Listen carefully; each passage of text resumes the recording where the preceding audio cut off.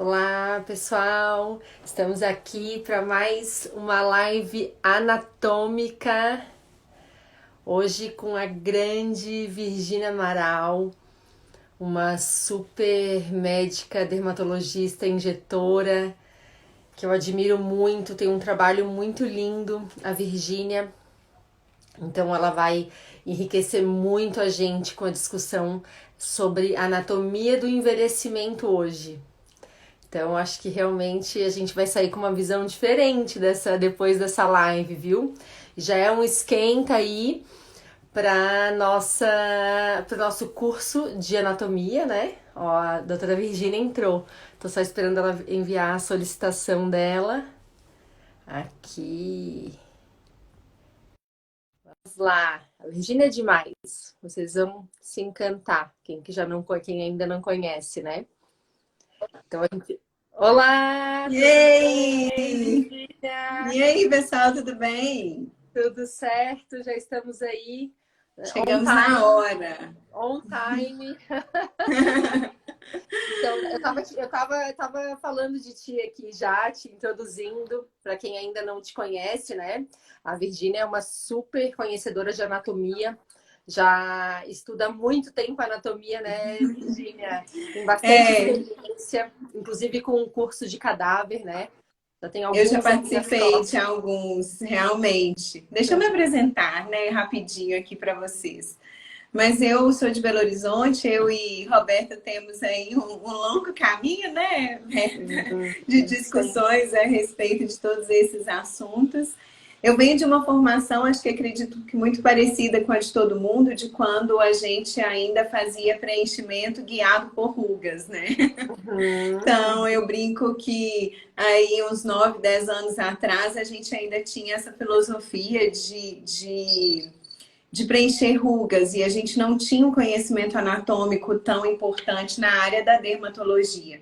Então, eu acredito que os cirurgiões plásticos trazem esse conhecimento anatômico para a gente por causa da face cirúrgica, né? Mas Uhum. nós, enquanto dermatologistas, não tínhamos esse conhecimento tão aprofundado. Então Uhum. eu tinha essa dor lá no meu íntimo, tanto que eu até abandonei a dermato por um tempo, fiz cirurgia geral, pensei em ir para cirurgia plástica e acabei desistindo.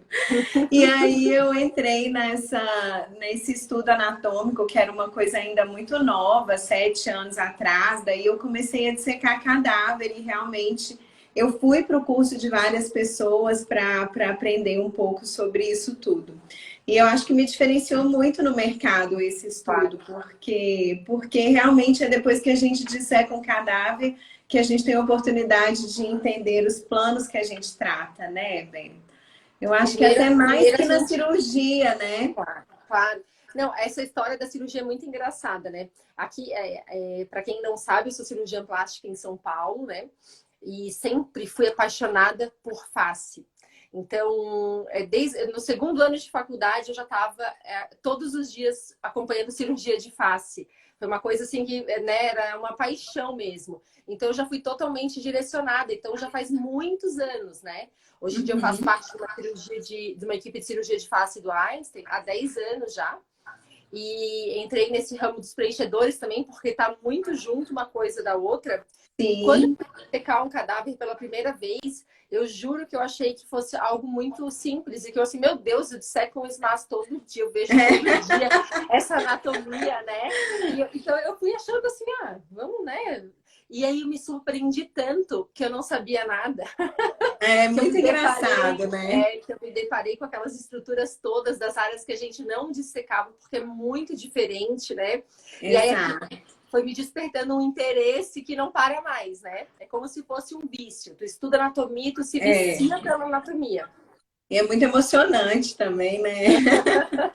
É muito emocionante. É.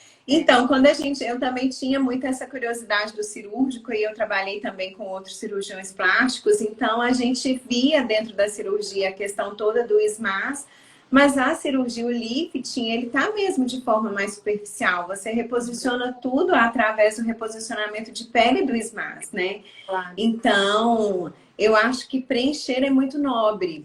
E só a anatomia do cadáver te dá esse conhecimento tão aprofundado. Então, quero Acho que parabenizá-los pelo curso. Eu acho realmente que o fato da gente ter um instituto dentro do Brasil vai facilitar muito, né, os nossos estudos e o fato das pessoas terem acesso a esse conhecimento, que até claro. pouco tempo era muito limitado, a gente A tinha gente que é ir para obrigado para fora, né? Miami ou para a Europa, É, fazer um curso de exato. cadáver. Hoje em dia está muito mais acessível, né? E eu estava ansiosa para ter acesso ao lapidário, para que a gente pudesse começar a fazer esses estudos de forma mais prática e mais próxima, com uma facilidade maior. Então, parabéns para vocês. Ah, obrigada. E para quem não sabe, a Virgínia organizou um curso muito interessante, que é o Face Telling, que eu acho que é uma casadinha perfeita, né, Virgínia? É, Porque legal. é uma maneira diferente de avaliar a face.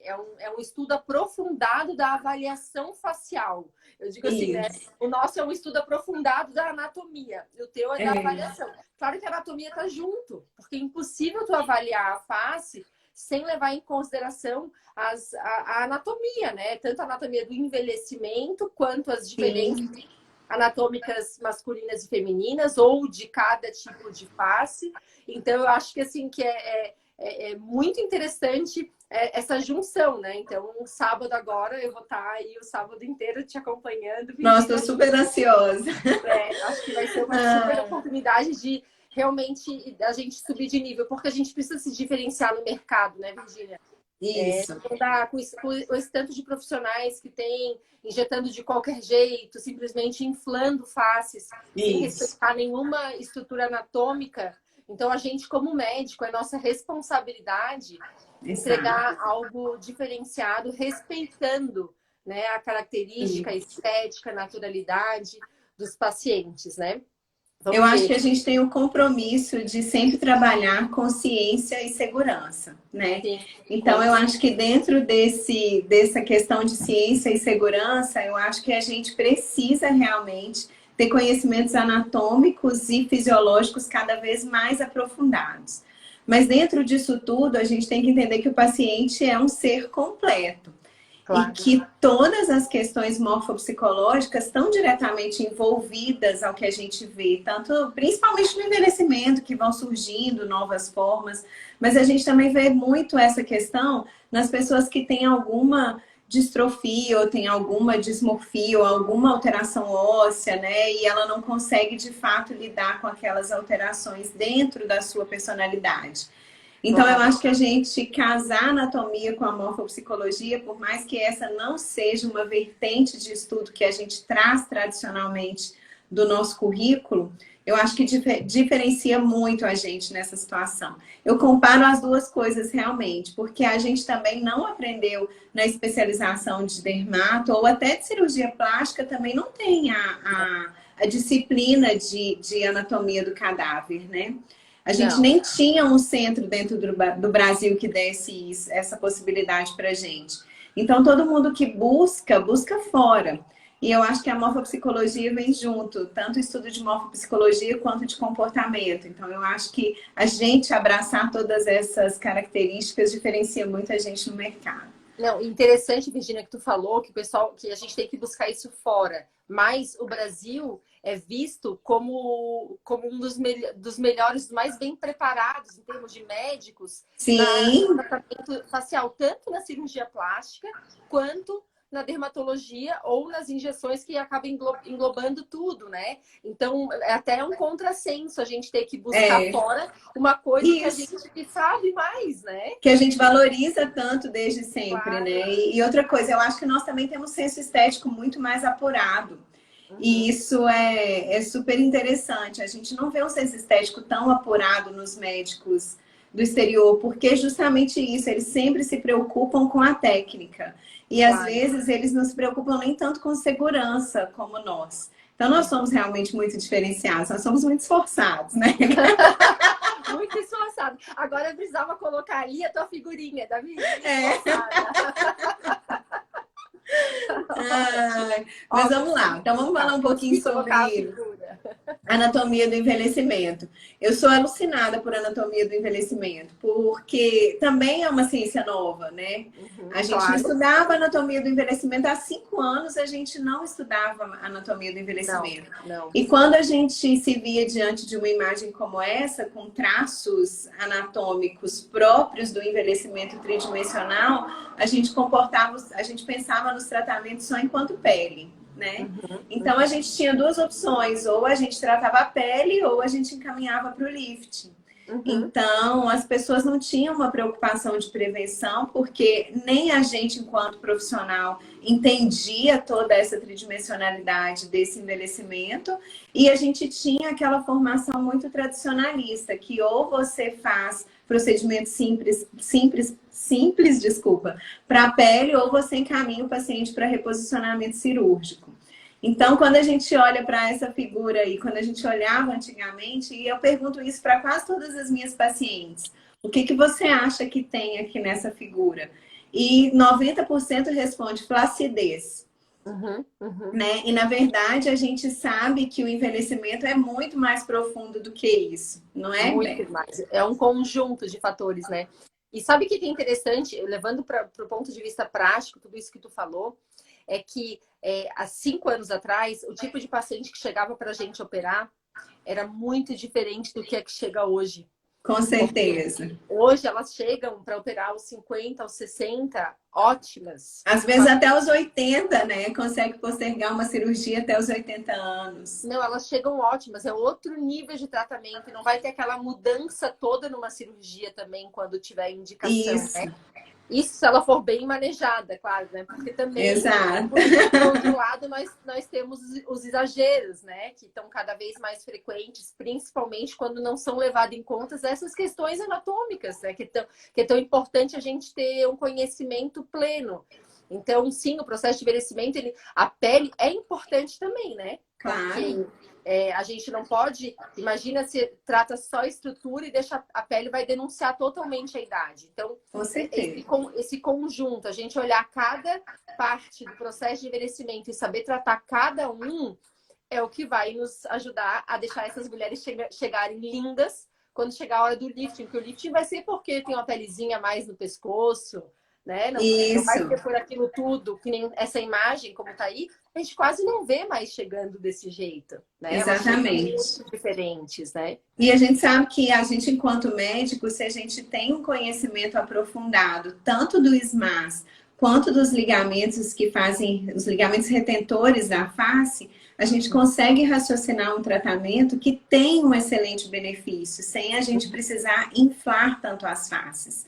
Então, eu acredito até que o método do MD Codes chegou para ensinar isso para a gente, mas de fato a gente não vê no cadáver, né? A gente não sabe, a gente apenas traz uma regra que foi ensinada, né? E fica imaginando, né? Fica imaginando onde é que a gente está. Quando a gente consegue ter essa visão clara, né? Isso quando a gente vai estudar o processo de ensino e aprendizado. O visual, o recurso visual faz toda a diferença, desde a infância, né? Então, desde a infância.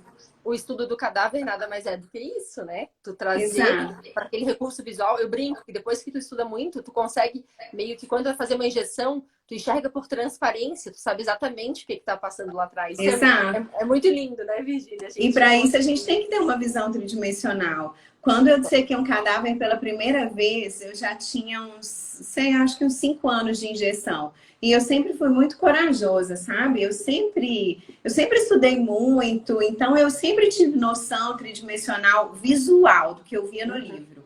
Mas depois, a primeira vez que eu dissequei um cadáver, eu coloquei a mão assim na cabeça e falei, meu Deus, eu não acredito que eu já fiz tanta coisa, é Deus que guarda. Eu falei, eu não acredito que eu já fiz tantas coisas às cegas. E hoje eu falo para minha gerente aqui, para as minhas pacientes, que todas as vezes que eu injeto planos anatômicos de alto risco, porque a gente sabe que a gente precisa fazer para conseguir um tratamento adequado e natural, eu tenho muita ansiedade. Todos os dias. Não tem um dia na minha vida que eu não sinto essa ansiedade. Eu brinco que eu sou viciada em adrenalina, então para mim faz bem. Mas eu tenho muita ansiedade. é muita É responsabilidade. muita Hoje a responsabilidade. gente sabe, né? E outra, Virginia, tanto tu quanto eu, que a gente, né, tá mais acostumada e injeta bastante, a gente acaba recebendo muita complicação de colega. Sim, O que nos sim, deixa mais aflito, né? Então a gente sabe que pode acontecer. Mas, por outro lado, a gente também sabe que se a pessoa sabe um manejo adequado, tanto a prevenção, né? Que o conhecimento da anatomia sim, tá, mas o manejo adequado, a gente consegue minimizar demais esses riscos, né? exato, A gente exato. sempre tem colegas que dividem com a gente alguma oclusão. Recentemente a gente teve até, a gente consegue ajudar o colega e o paciente no mesmo dia já sai do quadro de oclusão e fica tudo bem. Mas eu fico imaginando, se tu não estudas aquilo suficientemente, tu nem sabe identificar a oclusão. Nem sabe identificar. E eu sempre digo que só não tem complicação quem não faz, né? Claro, A gente claro. aprende isso na cirurgia, mas é muito verdade. Só não tem complicação quem não faz.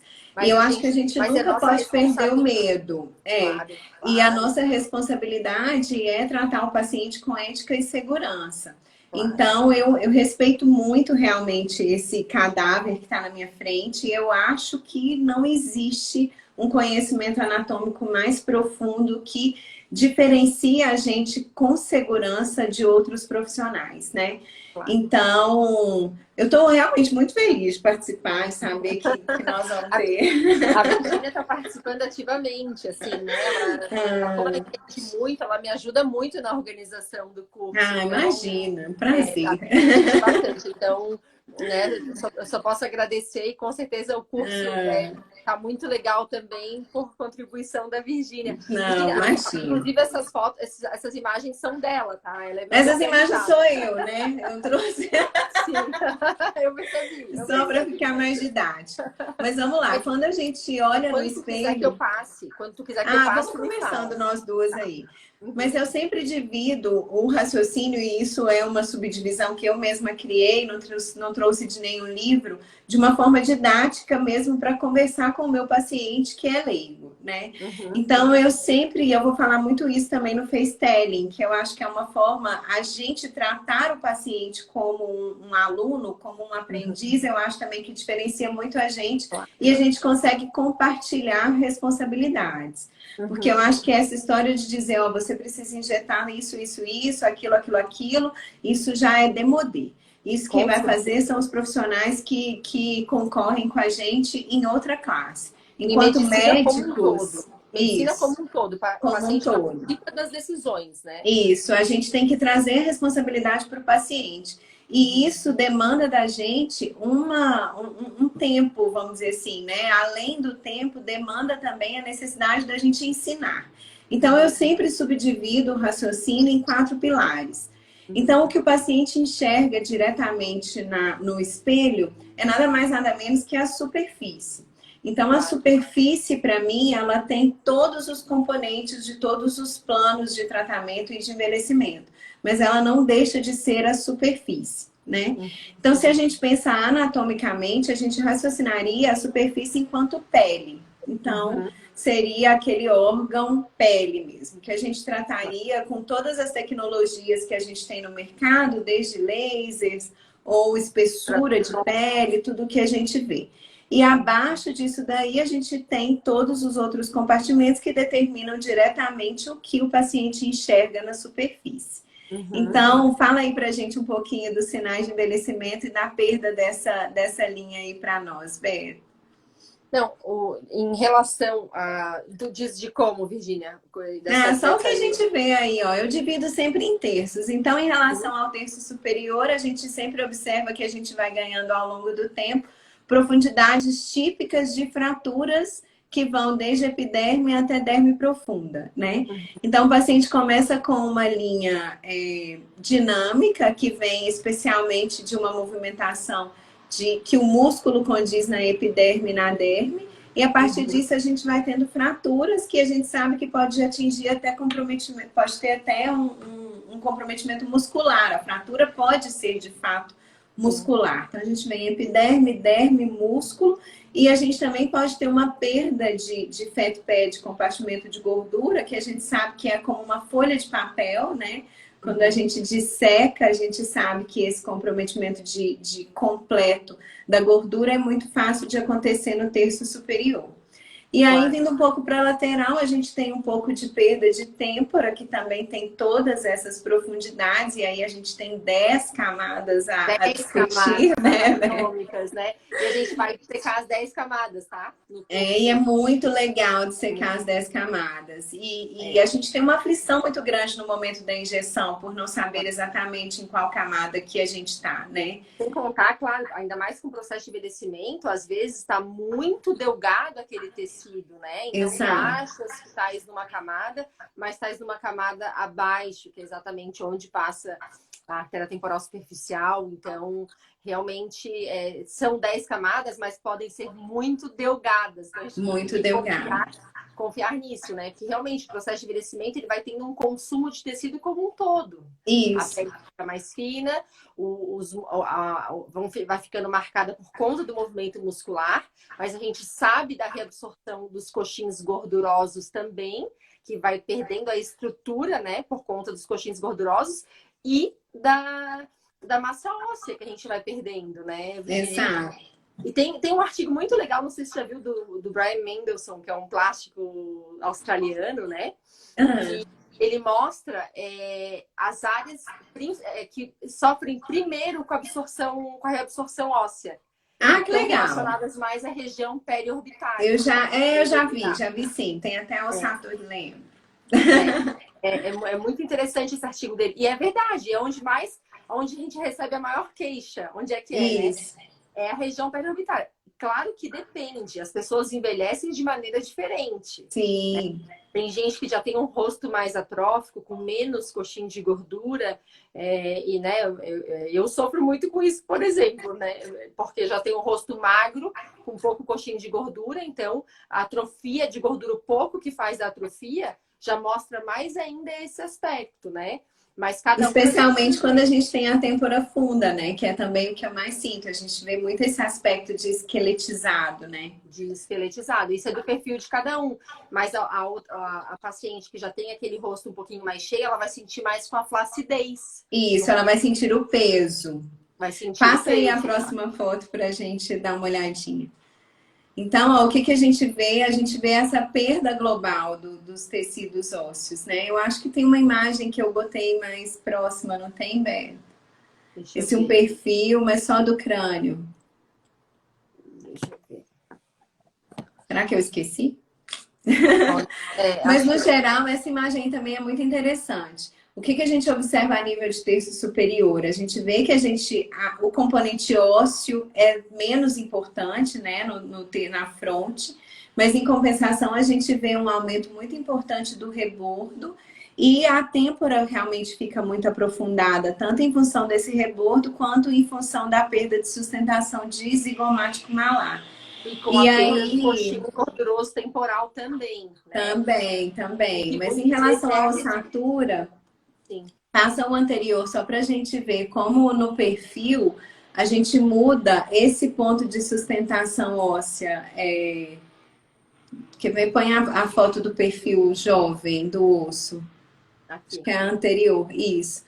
Olha, o maior ponto de sustentação facial da ossatura no rosto é a proeminência malar, né? Então, a gente vê região zigomático malar que a gente tem uma perda extremamente importante ao longo do envelhecimento. Se a gente perde esse pilar de estruturação óssea e a gente tem um compartimento de gordura mais pesado, né, Beto? Ou então um ganho muito progressivo de flacidez, a gente vê essa pitose de forma muito mais efetiva e muito mais recente, numa idade mais jovem, né?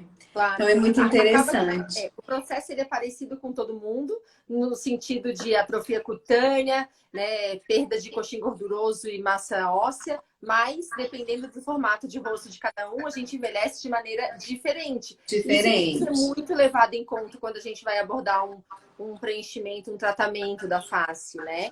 Porque não é simplesmente achar que eu perdi volume, então eu vou colocar volume de qualquer jeito. Porque aí, às vezes, eu transformo essa face numa outra face. Então, eu preciso respeitar aquela face. Porque a gente quer rejuvenescer a paciente, a gente não quer transformar ela em outra pessoa, ela precisa, né, Isso. se reconhecer. E tu sabes disso, né? Uma pessoa depois de mais idade, ela tem muita dificuldade de aceitar uma grande mudança. E também a gente tem que entender que as pessoas mudam muito, evoluem muito ao longo da vida. Então, a gente realmente muda o formato de rosto, obviamente em função do envelhecimento, mas isso vem em conjunto com uma alteração morfopsicológica de tudo isso. Claro, Então, eu acho que aquela paciente que busca aos 50 anos ter um rosto de 30, ela precisa também tratar a cabeça, né? claro. Porque Acho não que é uma. Não, a nossa área precisa muito desse amparo, né? é, Psicológico também, porque tem muito isso, tem a aceitação do envelhecimento, né? Quando elas mais procuram o tratamento para rejuvenescimento, que é mais próximo da década de 50, já tem as quedas hormonais que a gente sabe que altera também a questão emocional da paciente. exato. Então, é uma fase da vida que não é da fase, a juventude, que está todo com aquele vigor todo da juventude. Quando começa a perder isso, não é só físico, né? É E emocional alinhar a também. expectativa é uma coisa muito importante. Porque eu até recebi uma crítica, vamos dizer assim, uma crítica construtiva de um colega médico ontem, que falou para mim assim, eu não concordo que as pessoas, que os médicos possam, como é que ele disse, enriquecer com a medicina. Falei, não, eu discordo de você. Eu acho que se você implementa um bom trabalho e você tem uma expectativa, uma característica pautada na ética, não existe nenhum problema. Então, eu acho que alinhar a expectativa é a base disso tudo. Porque Claro. se você trata um paciente que tem um distúrbio tanto de morfopsicologia, esqueci a palavra, como é Transtorno que a gente... dismórfico, transtorno dismórfico corporal? Isso, um transtorno, exatamente. Morfocorporal, você tem o dever ético de pontuar isso para ele. Porque senão Claro. ele vai ser eternamente frustrado com o tratamento que você está implementando. Você Ou vai, nunca ou vai também cair em mãos erradas que ou vão vai cair deformar o em mãos paciente. erradas, Uhum. e de fato ele não vai conseguir atingir aquela expectativa que ele tem. Então, eu acho que nós temos a responsabilidade de abraçar o paciente como um todo. Eu Claro, eu acho acho que a gente isso, tem que ser médico, né? E o médico não isso, cuida só de qualquer área, ele não cuida só da superfície, né? Ele cuida do exato, interno, ele cuida do paciente. Então, é um exato. grande diferencial que a gente tem que ter, né? Para realmente, a nossa intenção é ajudar, senão qual que é a graça, né? Botar, Não tacar tem uma sentido. planta, tacar uma Injetar planta, até deixa... macaco aprende. É, Sem olha aí. responsabilidade até macaco aprende. Hoje em dia a Ai, gente não pode ai. falar mais nada, porque Eu tô brincando, tô brincando. com certeza. Mas, ó, Mas é o tratar, é o entender mesmo, né? Aquela necessidade. Quantas vezes chega pra gente, Virgínia, aquela paciente que acabou de se separar, que ela tá até sim, desnorteada, não sabe nem o que quer. Ela só quer ali se sentir melhor, se olhar melhor, porque o interior dela tá tão massacrado que ela precisa melhorar. E a gente tem que entender isso. Eu não posso é. aproveitar aquele momento e sair fazendo um monte de coisa, injetando um monte de coisa. Não. Eu tenho que ter a sensibilidade de entender, né? E conseguir trazer algo de bom para ela. Porque olhando para o externo, a gente consegue, né? Tratando o É, externo, a gente consegue modificar um pouquinho daquele sentimento dela. automatizar em relação à técnica, né? Eu acho até que peguei pesado, mas automatizar Imagina. em relação à técnica é o que eu quis dizer como injetar em massa, né? Uhum, Mas a gente tem que entender como um todo mesmo. Mas claro. voltando no envelhecimento ósseo, quando a gente fala de mandíbula, a gente também vê uma alteração muito gritante ao longo do envelhecimento, né? Uhum, uhum, O terço inferior, ele tende a receber toda esse peso dos terços superiores quando a gente perde a sustentação, mas a claro, gente tem um valor muito grande para o ângulo da mandíbula, aliás, para o corpo, para a mandíbula como um todo. claro, claro. E a gente tem que raciocinar em conjunto esses pontos de sustentação. Então, eu acho Claro. super interessante a mudança da mandíbula ao longo do envelhecimento, que a gente sofre também uma rotação anterior, né? E uma alteração do ATM, do ângulo temporomandibular, da articulação temporomandibular, em função da redução da massa óssea, Claro. que é aquela outra imagem. Essa Então, daqui. a gente tem uma rotação anterior da mandíbula, uma redução do tamanho, do comprimento do terço inferior, mas em contrapartida com uma projeção do mento. Junto com uma Então, torção óssea nessa região, eu chamo de raiz dos dentes, para explicar melhor, isso, né? Mas é da região do mento que faz ficar muito pronunciado o sulco mentoniano. Então, isso. a gente perde o suporte do lábio, né? Então, são detalhes que acabam mostrando o processo de envelhecimento. E que quando a gente trata, se tiver uma boa indicação, melhora muito aquela anatomia da face, né? Exato. Às vezes a gente Sempre precisa fazer uma rotação do queixo, né, para a gente conseguir, mesmo que seja trabalhando partes moles, trazer de novo aquele comportamento mais retilíneo do terço inferior. claro. E às vezes o processo de envelhecimento pode nem ser tão acentuado na região da mandíbula, mas ele acaba ficando com o resultado da falta de projeção dos terços superiores, de têmpora e terço médio, né? Então, Exato. tanto que uma das queixas mais comuns dos pacientes no consultório é o jaw, né? A gordura Isso. límfica, que é o resultado de tudo isso. Então, quando a gente consegue alinhar tudo, né? Fazer aquele lifting principalmente lateral, é onde a gente consegue tratar indiretamente o resultado daquilo, dessa flacidez toda. E tem um artigo muito interessante, que é claro que tu conheces, que é o da Casabona, do Cotofana, que fala Sim, sobre aquela linha dos ligamentos, isso. né? Que Que a mudou a gente vai nossa mostrar anatomia. aí no final, exato. Ah, tem no Porque final. quando a gente raciocina cirurgicamente, é muito mais fácil de entender, porque você reposiciona através, obviamente, de um componente mecânico, você puxa. Quando a gente faz através de injetáveis, a gente tem que pensar que a gente está reposicionando através de uma expansão do SMAS. Claro, Então, os pontos têm que ser muito estratégicos para que você não ganhe um volume exagerado e desproporcional. que é o nosso Então, muitos objetivo. pacientes têm indicação cirúrgica, né, Berta? E Claro, a gente claro, não consegue transformar isso com expansão de SMAS através de preenchedores. claro. Mas é muito relativo, tá? Essa questão de indicação cirúrgica. Porque hoje em dia tem muita paciente que tem indicação cirúrgica, mas não quer a cirurgia. E eu lido com Sim, isso no meu dia a dia, porque eu ofereço as duas opções de tratamento, né? Então, assim, é muito comum, né, isso. Até esses dias eu tratei uma esposa de cirurgião plástico que opera a face. E ela veio em mim para fazer, aos 55 anos, com total indicação de face, para fazer preenchimento. E me falando, eu não quero operar a face. Então, é interessante. E eu preciso respeitar essa decisão, né? claro. Então, assim, é claro que eu não vou conseguir oferecer talvez tudo, né, como se fosse um lifting, Sim, mas eu consigo me aproximar grande muito, melhora. mas eu preciso respeitar essa questão do volume, porque senão eu vou inflar demais esse rosto para tratar Isso. toda essa flacidez. E Alinhar expectativas, né? essa questão dessa linha ligamentar que separa o SMAS fixo do móvel, falando muito superficialmente, né? Mas a gente pode depois aprofundar isso, acaba nos permitindo isso. A gente consegue efeito lifting, muitas vezes dentro do cabelo, né? Isso. E toda essa região, e precisando de muito menos produto na linha centrofacial, que é o que causa o estigma de face excessivamente preenchida, né?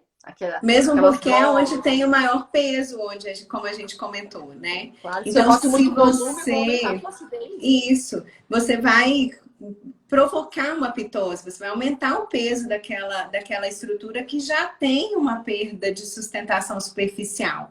Então, alguém perguntou aqui, doutora Patrícia Fabrini, além disso, os ligamentos retroauriculares, eles também devem contribuir para essa rotação, vocês concordam? Com certeza, né? Em Claro. conjunto, não deixa de ter, porque ele também está nessa subdivisão que a gente comentou, entre o SMAS móvel e o fixo, né, Beto? Uhum, com certeza, com certeza. Tá? É uma linha, né, entre todos os ligamentos que vão ajudar, né? Inclusive na hora de preencher, quando a gente preenche a parte posterior a esses ligamentos, a gente tem que cuidar para não soltar demais. Tem que ser muito Exato. preciso na injeção para não ficar indo e voltando, soltando, porque eu preciso dessa adesão. Eu quero Isso. expandir mas sem soltar essa adesão toda, porque ela é que me garante esse efeito lifting, né? Exatamente. O que a gente quer é reposicionar essa parte posterior dos ligamentos para que a gente consiga reduzir a necessidade de preenchê-los na linha medial, que é o que pode provocar o peso maior. E aí a Com gente tem certeza. também ter muito um raciocínio muito pontual para que a gente não ganhe uma distância lateral muito grande. E aí a gente provoca até um hipotelorismo nas pacientes. A gente podia ter trazido uma foto da Madonna, né, para representar isso. Ah, se bobear, eu tenho aqui. Depois eu consigo. Eu tenho, que ela postou recentemente. Eu tenho aqui, sim. Vou achar, enquanto tu explica sobre. E que é um fato extremamente, que é muito fácil da gente perceber. Ela está extremamente bem Ah, posicionada, eu não consigo obviamente, né? trazer. Eu não consigo trazer essa foto Tem dela. tem que Eu teria que ter, recortar. eu teria que ter preparado, mas tá no Instagram dela, tá? Essa foto Mas o dela. que a gente percebe? Eu já fiz um post desse que foi muito repercutido. Assim. Eu falo, alguém tem dúvidas de que a Madonna tem acesso aos melhores profissionais do mundo? Ninguém tem dúvida disso, né? Uhum. E aí, qual que é o senso estético dessa pessoa? É óbvio que ela sabe anatomia, é óbvio que ela sabe o que ela está fazendo. Mas e aí, onde que a gente quer chegar? Se a gente faz uma sustentação totalmente lateral, a gente vai conseguir sim, com expansão do SMAS, reposicionar. Mesmo que a gente não faça a cirurgia. Mas e aí, a gente vai trazer qual formato para esse rosto? O As que custas a de quê, né? gente vai Um preço provocar? alto. Exatamente, porque a gente que sabe que com o envelhecimento a gente vai ter uma profundidade de órbita cada vez maior, a gente Uhum. tem um globo ocular que é móvel, ele está sustentado por músculos que também vão ganhar flacidez ao longo do tempo, e Claro. tem uma estrutura de órbita que vai ficar cada vez mais profunda, né? Então a gente brinca, é um buraco. Então, se essa estrutura vai ficar cada vez maior, obviamente, esse globo ocular também vai ficar cada vez mais retraído. Se eu sustento lateralmente toda essa ossatura, eu ganho um volume lateral e os olhos não vão mudar de lugar, né? Não tem como a gente mudá-los de lugar. Então, a gente vai ganhando um hipotelorismo, uma sensação de olhos mais aproximados em função dessa sustentação exagerada lateralmente. Uhum. Então, alinhar expectativas com o resultado é muito importante. Porque Uhum. muita gente prefere, né? É muito difícil, na realidade, a gente saber se a pessoa prefere, né, Beta? Porque depois Quem tem que ter parece visão que estética é a vai. gente. A gente tem que ter Parece a visão estética. que vai virando uma necessidade interna, íntima, né? Mas o fato é que quando a gente preenche lateralmente, a gente ganha a expansão lateral e depois a gente reposiciona as regiões mediais que ainda diminuem um pouco o tamanho dos olhos. Uhum. Então, acho que é muito importante a gente ter essa colocação dentro da programação de tratamento de Isso que, envelhecimento. isso que a gente não está nem levando em consideração a questão da musculatura, né? Sim, Isso já é muito sabido e muito estudado hoje, a questão da miomodulação, que eu acho sim, que a maior parte dos injetores já sabe, mas caso tenha alguém aqui que ainda não saiba, é quando a gente injeta, a gente pode injetar abaixo do músculo ou acima do músculo. Quando eu injeto entre o músculo e a pele, eu diminuo a força daquela musculatura. Então, no que eu tenho o completo domínio do conhecimento de que cada músculo tem um desenho bonito que tu colocou de músculo, é né? um dos últimos. É um dos últimos. Esse aqui. Isso. Então, quando a gente sabe o efeito de cada músculo, né, a gente tem que saber que quando eu estou colocando um produto ali no meio, eu vou estar modificando A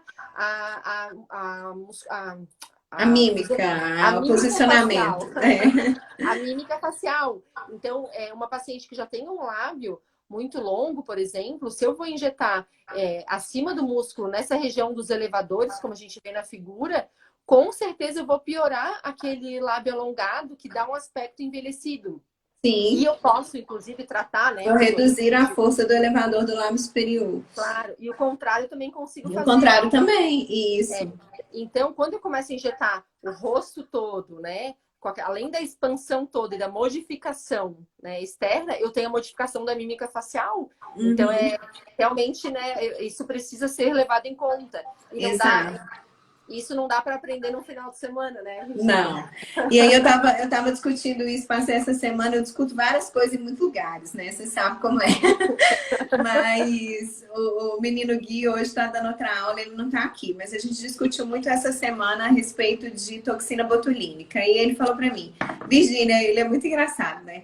Ele falou, Virgínia, a gente acredita em resistência à toxina botulínica? Aí eu falei para ele, olha, a gente pode estudar imunologia para a gente tentar entender isso, mas eu acredito que a força muscular muda muito ao longo do tempo e, obviamente, o que que a gente tem? A gente tem uma diferença no ponto de origem da musculatura, que vai ficar cada vez mais aprofundado, e a gente tem uma diferença no ponto de inserção dessa musculatura, que é mais ou menos o que eu estou mostrando aí de forma mais simples. Se eu tenho uma distância maior entre o ponto de origem e o ponto de inserção, eu tenho um músculo, obviamente, que sofreu uma distensão ao longo do tempo. Ao longo desse envelhecimento, eu tenho esses compartimentos de gordura que, mesmo que eu nunca tenha injetado nada, eles provocaram, obviamente, muitas alterações musculares. Então, eu tenho um músculo que foi modificado ao longo do envelhecimento. E tem mais um detalhe, que é isso tudo que a gente conversou. A musculatura está ligada diretamente à suspensão ou ao declínio dessas fat pads. Então, se eu tenho na juventude condição de reduzir muito a força dessa musculatura em função de uma força de arquitetura de pele, tudo certo, eu consigo manter um resultado estético. Mas se eu perco ponto de origem do músculo, se eu elevo o ponto de inserção do músculo, se eu tenho fat pads que modularam esse músculo ao longo da vida toda, como é que eu vou paralisar esse músculo totalmente na velhice? Então, eu particularmente, óbvio que eu reduzo a dose de toxina botulínica ao longo da idade. Às vezes eu até contraindico, porque se eu bloquear esse músculo, se eu relaxar esse músculo, a chance dele sofrer uma pitose com todos esses, junto com todos esses compartimentos de gordura é muito grande. Então, é muito difícil de eu falar de resistência à toxina botulínica se eu não tenho todos esses vieses estudados, né? Claro. E aí... Tem artigos já que mostraram que artigos recentes, que a gente vai precisando... Foi a Bruna Bravo, que, se eu não me engano, que publicou esse último, de doses...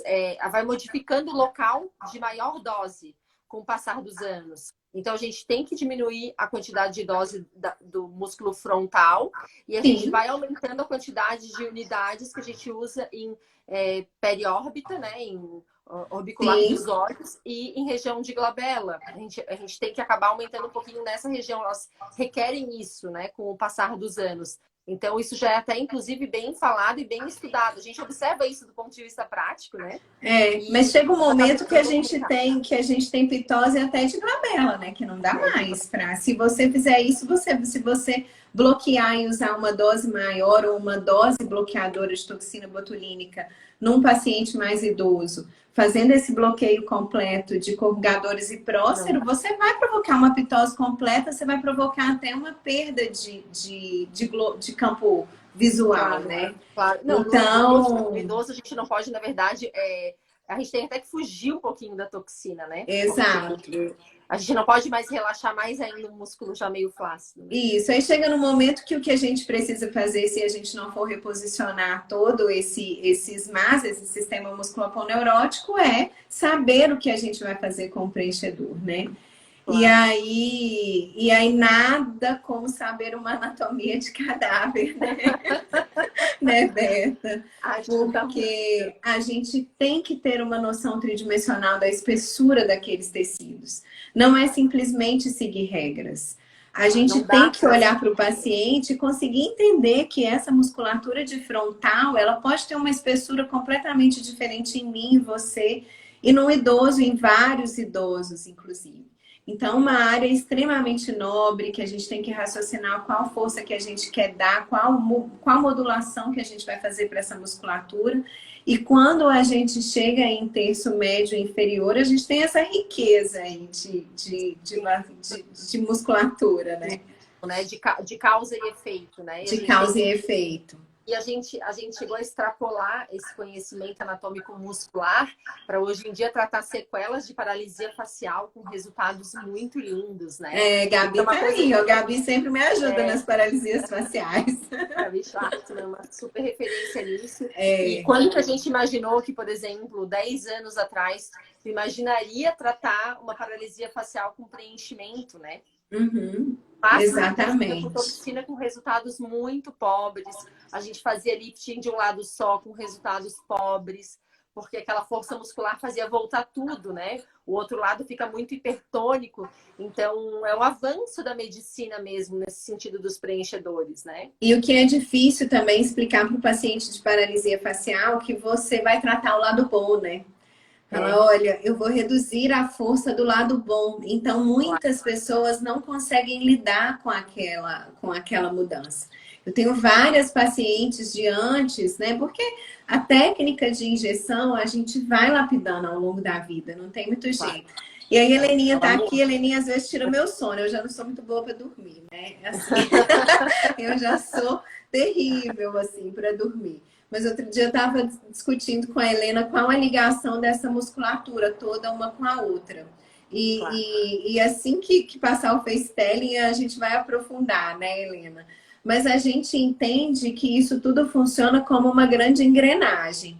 Então, se a gente reduz ou se a gente modula uma musculatura, obviamente a gente vai ganhar força em outra. E muitas vezes a gente implementa mudanças que a gente não imagina que ocorreriam. Claro. Então, é muito complexo trabalhar a musculatura.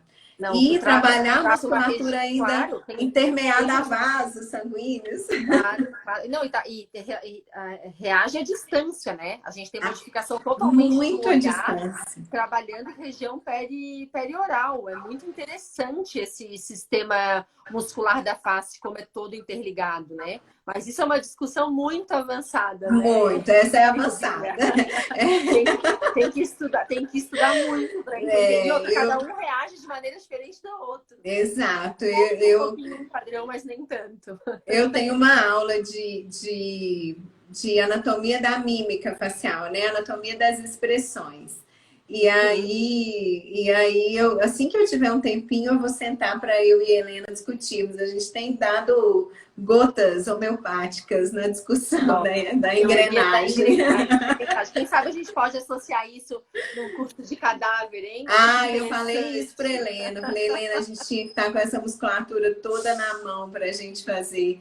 Mas agora o Instituto Lapidari vai nos Claro, proporcionar. já temos novas ideias para o passo 2, né? A gente vai abordar como um todo, né? Vai ser um dia inteiro de discussão como um todo. Mas depois, com certeza, dá para a gente fazer discussões mais avançadas para quem quiser realmente se aprofundar, né?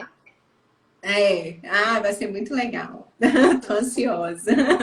Ó, vou E passar aí, aqui. eu acho que entremeado a tudo isso, a gente tem a vascularização, e eu acho que isso foi uma das coisas que mais me trouxe ansiedade ao longo da minha vida acadêmica. Porque antes de fato de eu ter a oportunidade de dissecar um cadáver, eu não tinha a menor ideia da profundidade desses vasos, apesar de conhecê-los minuciosamente. E eu Uhum. percebo que eu sempre trabalhei com cirurgiões plásticos, que vocês também não tinham oportunidade de fazer isso, porque vocês dissecavam planos laterais, né? Então, a gente vê muito no trauma a Uhum. gente tinha, mas também o trauma é uma emergência, então a gente Claro. não tinha condição de raciocinar isso tudo. E E assim, talvez quem trabalhe com construção ou microcirurgia exato, consiga ter mais noção, né? O cirurgião de cabeça e pescoço, né? exato. Mas na cirurgia estética da face, a gente nem quer ver esses vasos, né? Exato. E a gente, enquanto injetor, então, a gente tinha menos noção ainda antes da gente ter acesso a esses estudos anatômicos que são extremamente recentes, né? Claro. Então, eu acho que muita gente me conhece aí de muito tempo, sabe que eu sou emergencista e tenho isso assim na minha alma, né? Então eu Ela veio para tenho, São Paulo para atender Covid, tá? é, então eu tenho o hábito de palpar vasos. E aí eu sempre apalpo todos os vasos da face, venho palpando para eu tentar entender a profundidade. E antes de ter oportunidade de observar tridimensionalmente onde estavam esses vasos, eu ia pela palpação. E agora a gente está aí na ansiedade de acrescentar na nossa prática clínica a capacidade da gente ver por ultrassom. E eu acho que nós vamos ser pioneiros e eu estou muito feliz com isso, porque é trazer uma imagem para o que a gente não consegue de fato ver. E se a gente tem uma complicação vascular, os resultados são extremamente trágicos.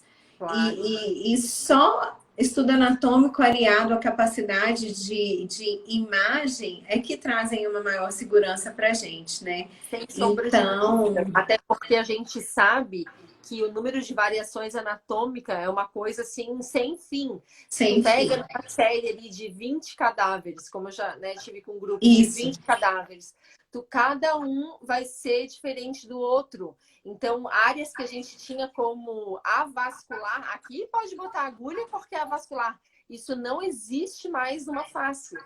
Porque pode ter variação anatômica e exatamente naquela região vai estar saindo um forame com vaso, né? Isso. E outra coisa que a gente tem que ter muita noção é da rede, né? Da rede de anastomose dessas artérias.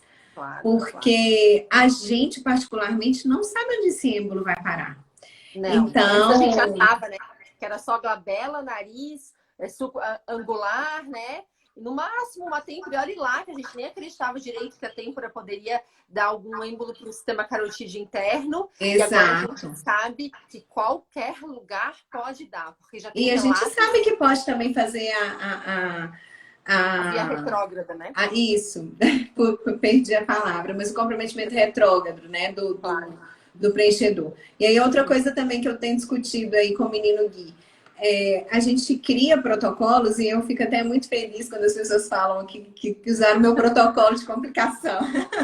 Eu vou passar, hein? Eu vou passar o teu protocolo de complicação no curso, tá? Que é o protocolo mais completo que tem, é o da Virgínia, de complicação basal. Mas é difícil, sabe? Porque quando a gente está diante de uma complicação vascular, é tipo medicina de guerra.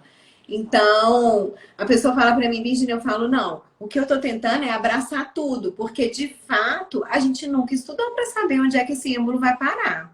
E aí, o que a gente raciocina? Se eu dou corticoide, eu posso fazer uma vasoconstrição, mas aí se eu vasodilatar, o êmbolo pode progredir. E aí? O que eu faço? A hialuronidase, não vou conseguir colocá-la dentro do vaso. E onde esse êmbolo foi parar? Em que momento que eu consegui tratar essa complicação? Que tipo, onde... então, é uma coisa, assim, de uma responsabilidade extremamente grande. O protocolo de Virgínia Amaral está impresso no consultório da Helena. Mas nós vamos estudar, né, Helena? Nós vamos fazer umas injeções aí nos animaizinhos para a gente ver o que acontece. Claro, a gente vai fazer bastante manejo de complicações, né? Primeiro, bater o martelo de como evitar as complicações, né? Isso. Mas a gente vai estudar bastante no curso o manejo das complicações, porque tem que estar muito na ponta da língua, né? Tem que estar. Porque na hora que acontece, não tem tempo de ficar buscando muita coisa. Então, a pessoa tem que estar segura para poder ser rápido, porque o tempo é ouro, né? Que nem um AVC, por exemplo. Quanto mais cedo tu intervém, né? Consegue intervir, maior a chance de sucesso do paciente sair sem nenhuma sequela. E a gente vê isso diariamente, graças a Deus, né? Pacientes bem conduzidos saindo sem nenhuma sequela.